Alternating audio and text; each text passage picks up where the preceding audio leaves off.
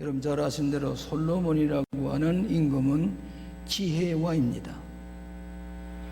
하나님 앞에 일천 제물을 드리고 임금이 되려고 할 때에 하나님께서 나타나셔서 꿈속에 나타나셔서 내가 원하는 것이 무엇이냐? 솔로몬이 지혜를 주기를 원합니다.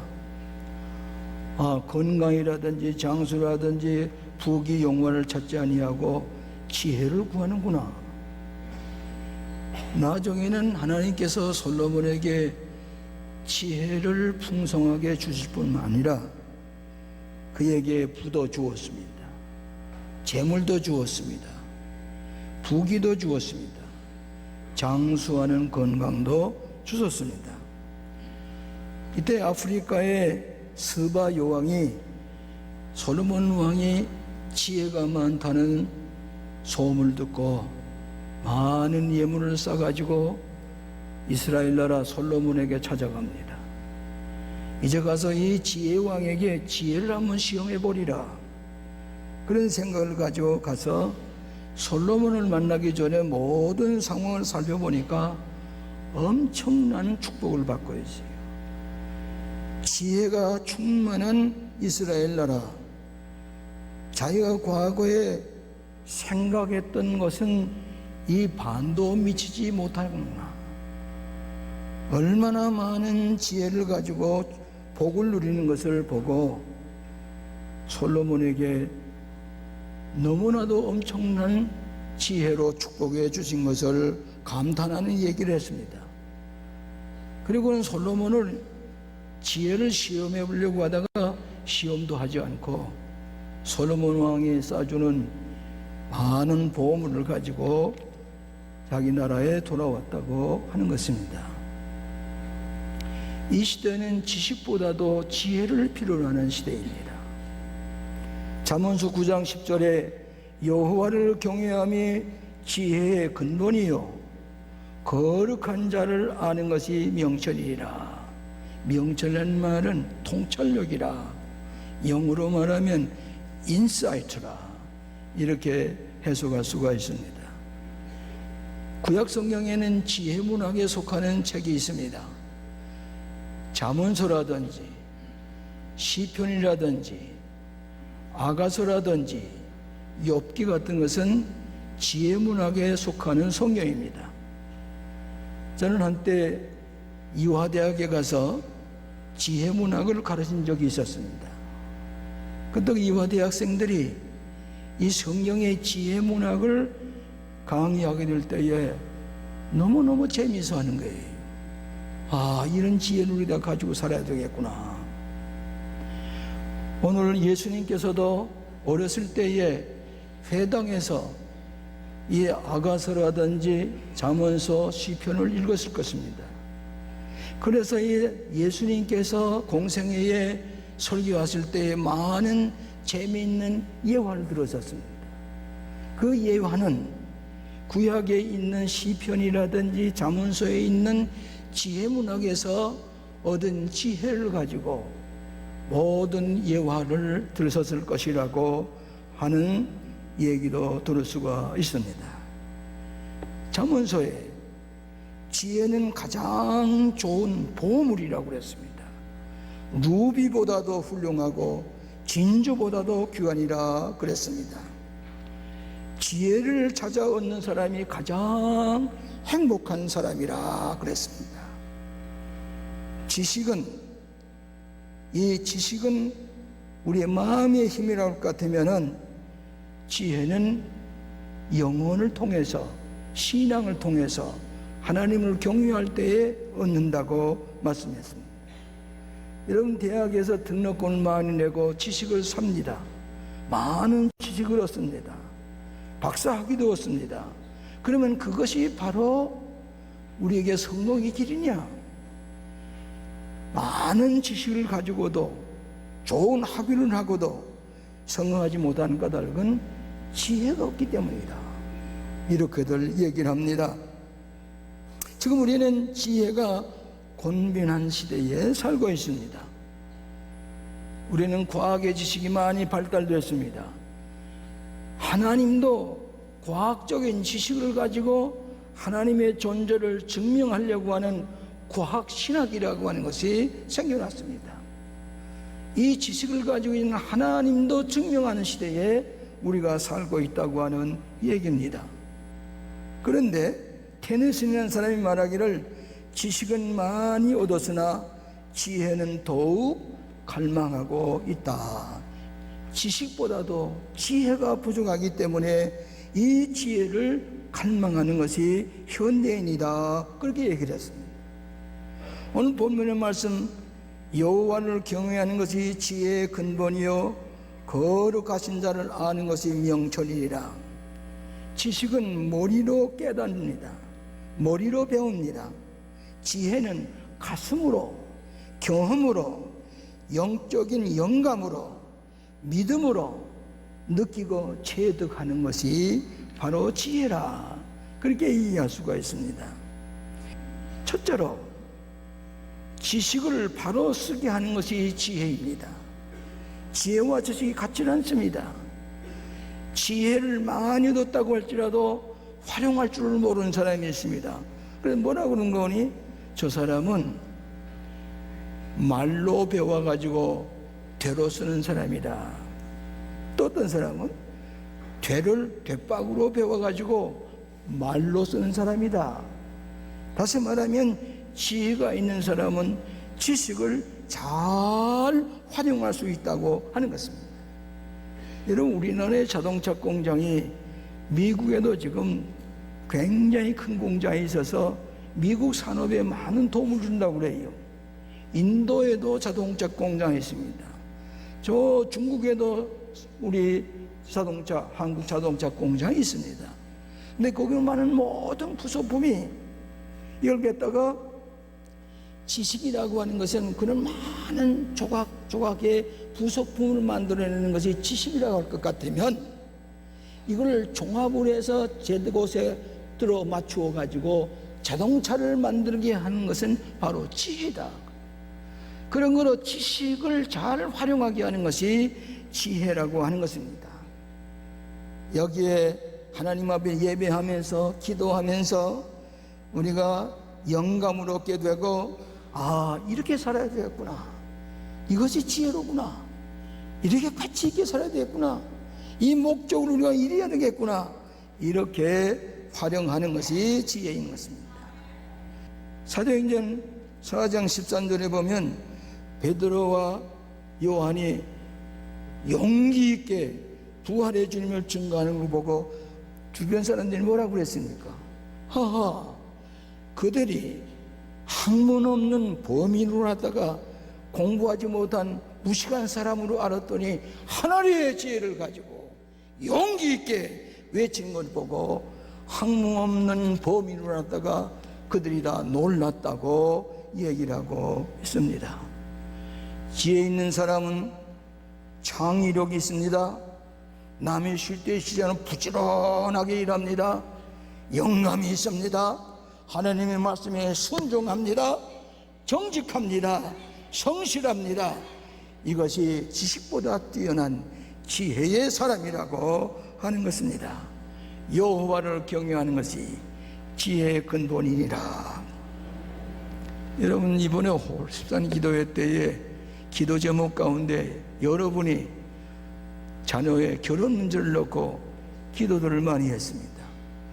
그런데 혼인 때가 되면은 되시는 대로 좋은 크리스천의 가정에서, 장로님의 가정에서, 집사님, 권사님의 가정에서 그 좋은 처녀나 이 총각을 결혼의 대상으로 삼으려고 합니다.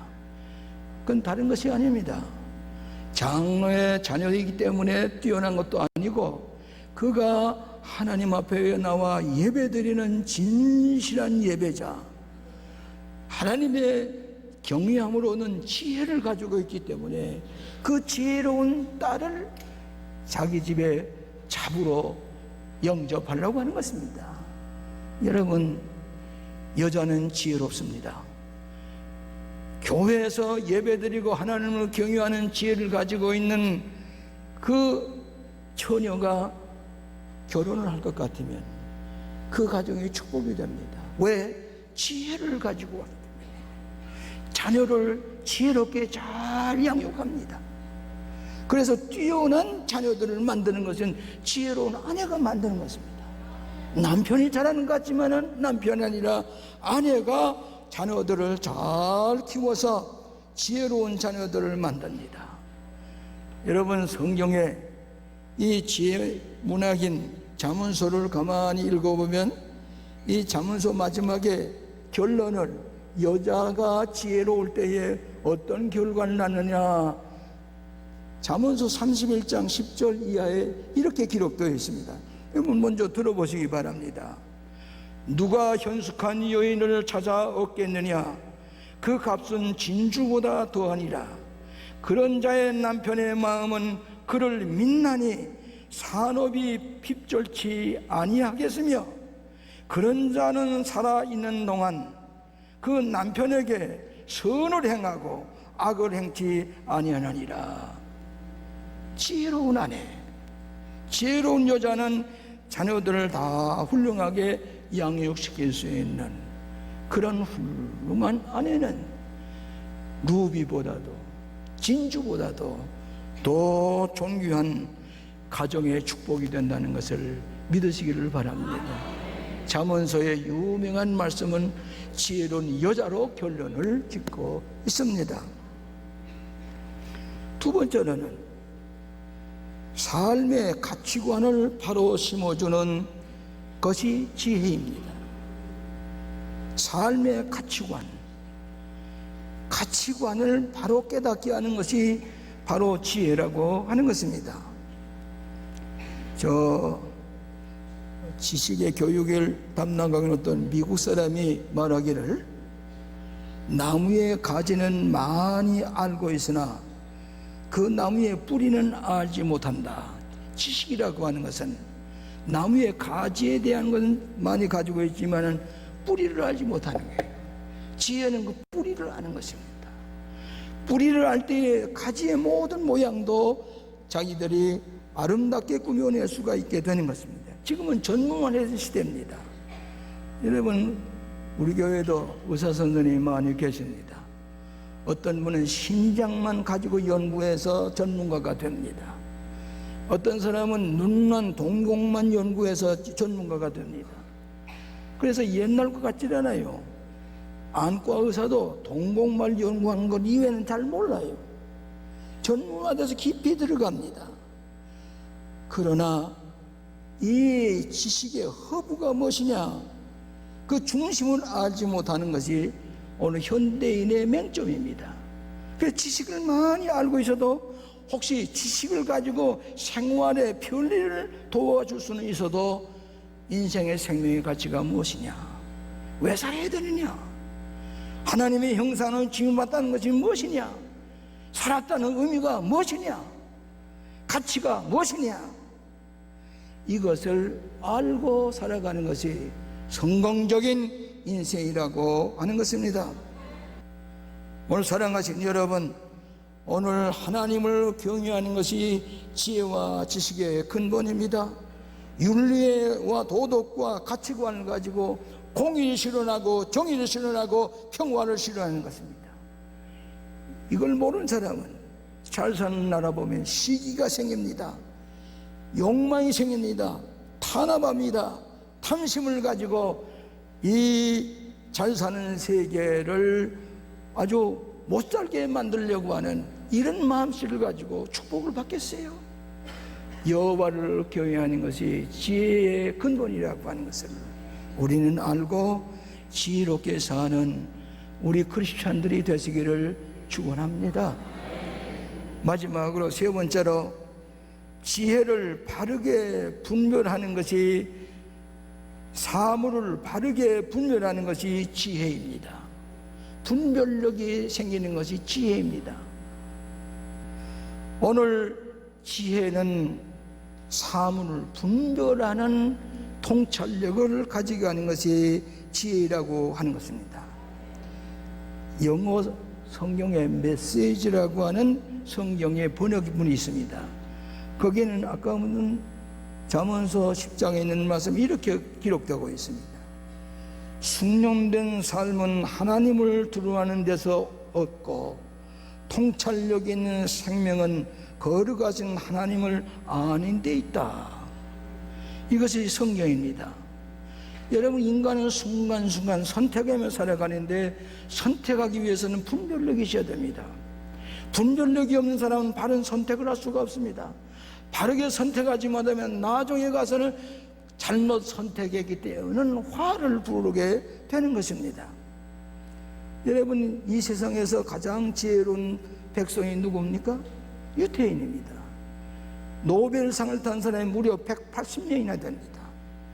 노벨상을 탄 사람 중에 22.5%가 이 유태인들입니다. 세계는 유태인들이 움직이고 있다고 합니다. 학계, 언론계, 정치계의 건물들은 다 유태인 출신이라고 합니다.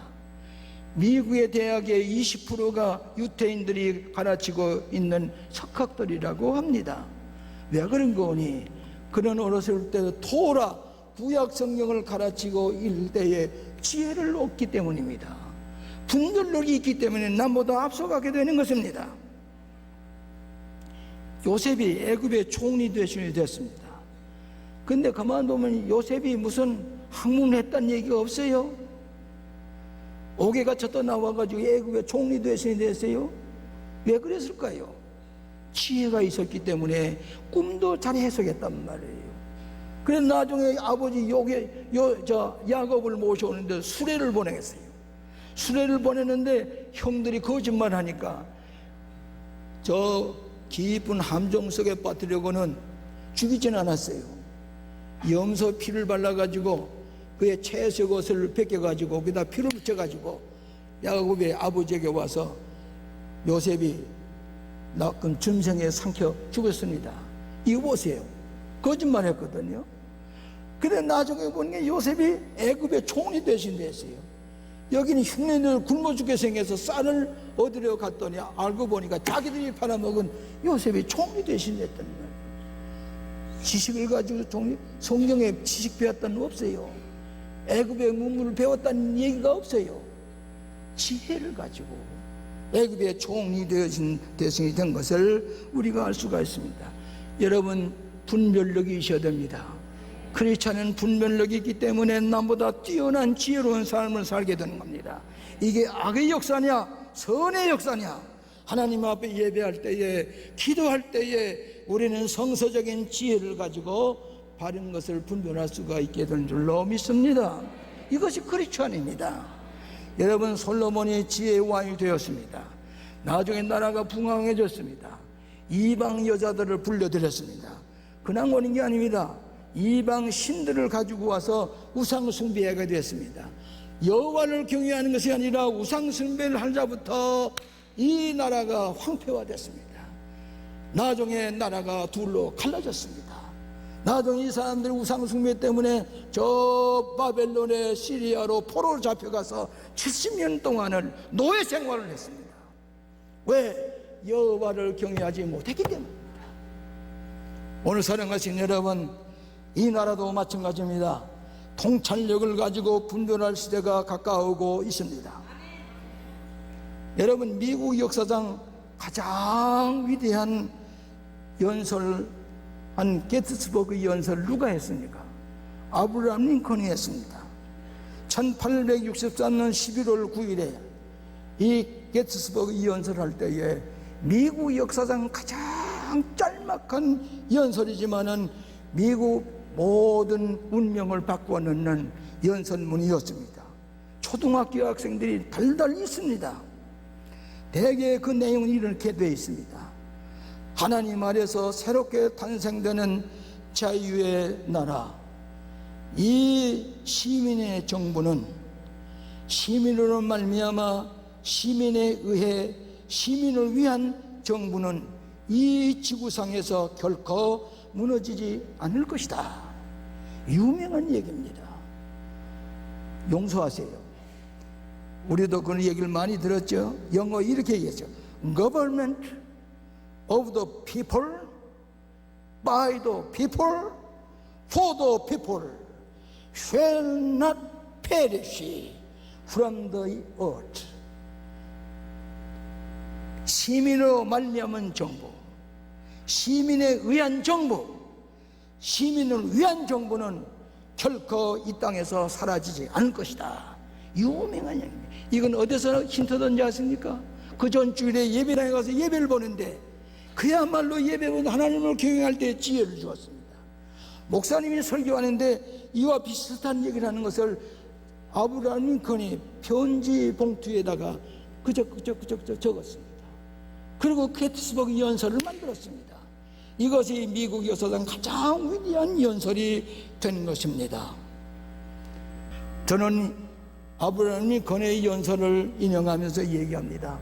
우리는 3만 불의 우리 국민 소득을 앞에 놓고 있습니다. 만일에 우리가 무상급수를 가지고 예산을 다 써버리면 미래의 희망을 주니까는 미래를 담보해 가지고 안 해도 될 것을 가지고 나라가 경제적으로 파탄에 이르게 하는 이런 실패를 보면서는 안 된다는 얘기입니다. 사랑하시는 여러분, 오늘 여러분은 지혜로운 백성인들입니다. 하나님께 주신 지혜를 가지고 너희 중에 누구든지 지혜가 부족하거든 모든 사람에게 후히 주시고 꾸짖지 아니하시는 하나님께 구하라. 그리하면 주시리라.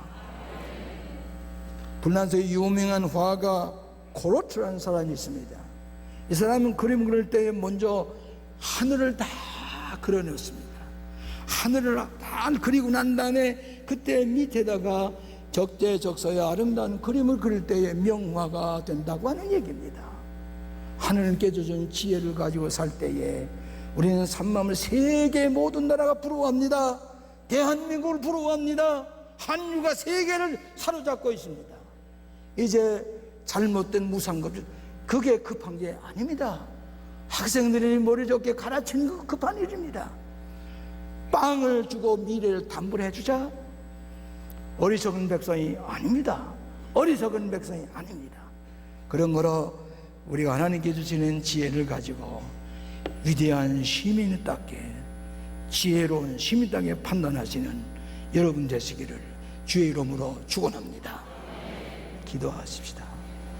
하나님 아버지, 여호와를 경외하는 것이 지혜의 근본이라고 말씀하셨사오니 저희들은 여호와를 경외합니다. 믿음을 가지고 하나님의 뜻대로 살기를 원합니다. 우리에게 명철과 지혜를 주셔서 이 나라의 장래를 염려하는 마음으로 우리는 지혜로운 판단을 가지고 이 나라의 역사에 책임을 지는 지혜로운 하나님의 자녀들이다 되게 하여 주시옵소서. 살아계신 예수님 이름으로 기도하옵나이다.